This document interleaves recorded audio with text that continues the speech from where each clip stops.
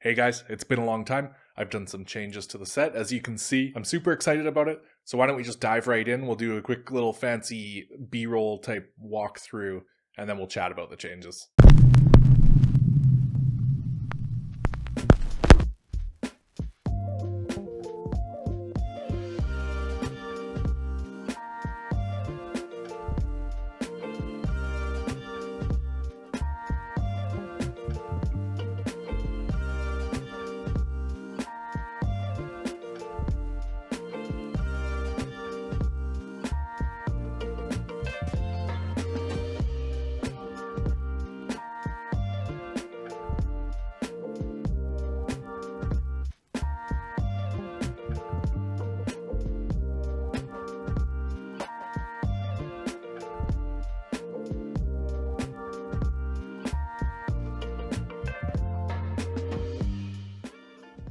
It looks really good, right? Admittedly, it's not 100% complete, but I was just itching to get back onto YouTube. I took a 2-month break when I was only going to take a few weeks. This is good enough for now. We'll fix stuff up as we go and as I get stuff in the mail still, but I think it looks pretty good. So like I said, I know I took quite a bit longer break than I had originally planned, but I do have good reasons. Originally, I was shooting for about 3 weeks or so to take off to do the reno, to give myself some time to kind of do it at a leisurely pace. Unfortunately, I completely forgot that I'm a procrastinator, and so the first week or so of that, I didn't do too much work. I cleaned up a little bit, but didn't do anything major. Mostly I was just enjoying time off and sitting on my couch and eating Cheetos and whatever. Once I finally started getting into it though, I quickly got into a groove. I got this corner cleaned out, and then I got this whole wall puttied and sanded.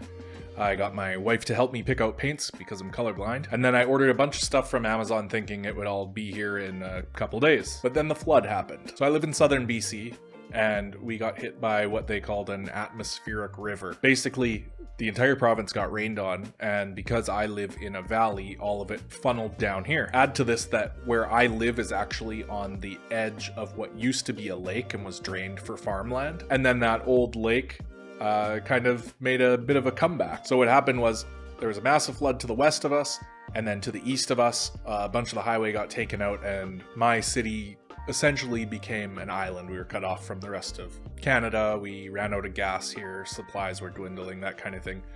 And that affected my Amazon orders. So it stayed that way for a few weeks, and most of my orders either got lost or marked undeliverable and sent back. And then once the flood finally cleared, it was Christmas, and I really just figured I would take that time off and reconvene this in the new year. I do have to say I was overwhelmed by the amount of you that messaged me to check in, see how I was doing, get an update while I was on my break. I'm just truly humbled that you guys would think of me. Okay, explanations and thank yous aside, let's get into the changes. So first, obviously the background's different. I know a few of you like the concrete, and I like the concrete too, but I needed to actually pivot my desk to where it is now to maximize space in the basement. If you were to see right in front of me, it's actually turning into kind of a gym area in the basement, and I was kind of sitting sideways to it, taking up too much room. We've pivoted this way.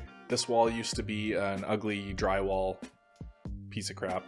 If you go to my first or second video, you can actually see it. This is how I started, but just mind the cringiness of those early videos. So off to my right here, I actually got a second workbench. I needed some more room for the burnisher and the 3D printer, then I also got this big boy. I've needed an arbor press for a while now and decided to not mess around, so I just grabbed the 2-ton. Not only does it give me a little bit more pressure than the 1-ton would, but there's enough room to use it for line snaps and rivets and those kind of things. And I had put that bench in a while back and went to record, and then when I switched to one of my new camera angles, which we'll talk about in a minute, it showed a big ugly unfinished wall with what we're using for storage on the other side, and it looked horrible. So I decided to go with a pegboard for some of my more frequently used tools. Honestly, I love this workstation over here now. Having my favorite tools hanging up has made working way easier, and it cleared out some of the room in my toolbox. Up next is lighting. So I'm in a basement, and lighting has been a struggle since day one. I do have a great big studio light that's right up here, but it just still wasn't enough, especially when I was showing what I was doing on the table. What would happen is I would put it here and then it would cast big shadows, and then I would use this little light to try to fill in, and it just really didn't work. So now I have directional lighting everywhere. All of these things are super bright and I can move them around as I see fit. I'm really thinking that poor lighting is a thing of the past on this channel. Alright, moving on. So a minute ago I mentioned that I now have several camera angles. Moving the camera around while you're working and trying to get each different angle around you is a huge pain in the ass. And not only that, I never really had the ability to put it straight up above my table and show just a top-down view of what I'm doing. Well, now I can do this.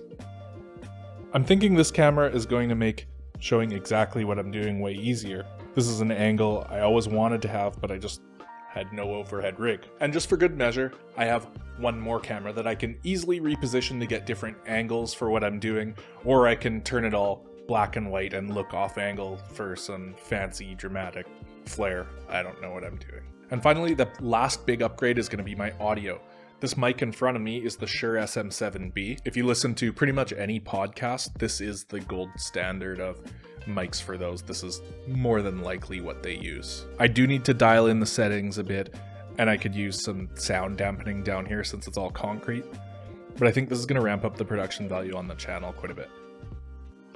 And that's pretty much it for changes to the set. I do want to bring up a couple changes to format on the channel. The main one is the weekly video. Putting out a weekly video is a ton of work. It's pretty rough, and I work a full-time job as well as have a family. Then add on filming and then editing, which takes probably twice or three times as long as actually filming, and my plate's pretty full. So I've thought about it quite a bit, and I'm no longer gonna promise a weekly video. I am still gonna shoot for a video every week or two, but I just don't want to be in the position where I half-ass the editing process so I can push it out on time rather than giving the editing process the time it deserves. So how it's probably going to work is I'm still going to film something once a week, and then I'll start working on the edit. If it's good to go that same week, which some of them are, then I'll definitely post it and move on to the next video. If it is a big edit though, I'm going to work on the video until it's ready to go. I'm not going to push something out that's not ready. I know some of you like the once a week videos, and I'm sorry if you don't like the new format, but I think that it's just going to make better content overall. One other change to the content is that quite a few of you actually reached out to me in my time off and requested beginner level basics videos, which I'm happy to put out. So I'll start mixing that into my content. I'm not going to do a bunch of beginner basics videos right in a row, but I'll start mixing it into my content as I go along. I'm also going to try to start doing a few shorts and like TikTok and Instagram reels and stuff in 2022. I did one yesterday. It was actually pretty fun. I'm not a huge fan of shorts, so that could drop off if I get sick of it, but I'm just gonna try it out. Like I said, I had fun yesterday, so I'm hoping that I learn to like it. And then if you want to see those on the other platforms, you can follow me on TikTok or Instagram or wherever. I'm pretty much everywhere these days. I don't really like Facebook though, but that's besides the point. I'm really excited to be back. I think this channel is going to kick ass in the new year. We actually just passed 3,000 subscribers today. Again, I couldn't do any of this without you guys. Thank you for letting me do this. I love leatherworking and I love doing YouTube, so this is the best of both worlds for me. This is amazing. But that's it for me. Thank you again. Go check out my other videos. Subscribe if you haven't. Blah, blah, blah. Usual YouTube stuff. I'll see you in the next video. Bye.